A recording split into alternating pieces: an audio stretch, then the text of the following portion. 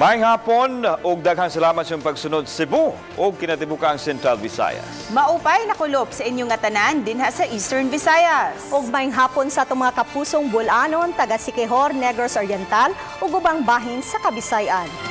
Nagpatabang na ang kapulisan sa Dakbayan sa Sugbo sa mga nasayod kung asa na karon nagtago-tago ang negosyanteng si Peter Lim kinsa gilambigit sa illegal drug trade.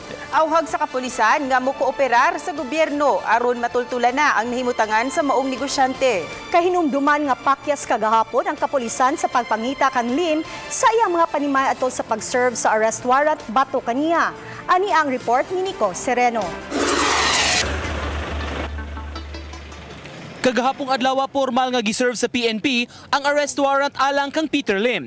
Gituyo pag-adto sa lain-laing team sa Cebu City Police Office ang iyang mga Pinoy-anan sa Barangay Kasambagan, ingon man sa Barangay Banilad. Apan wa didto ang negosyante ug ang iyang makaabag sa panimay ra ang nahabilin.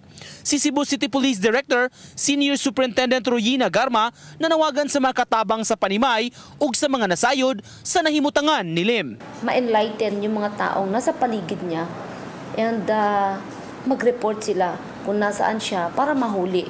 At doon natin, tingnan natin kung how he will defend. He will be given the opportunity naman to defend himself kasi meron tayong korte. Mato di Garma, dunay mga tracker teams na nga giumol pagpangita sa negosyante. Most wanted man talaga siya because nasa list siya ni President. So that is a priority.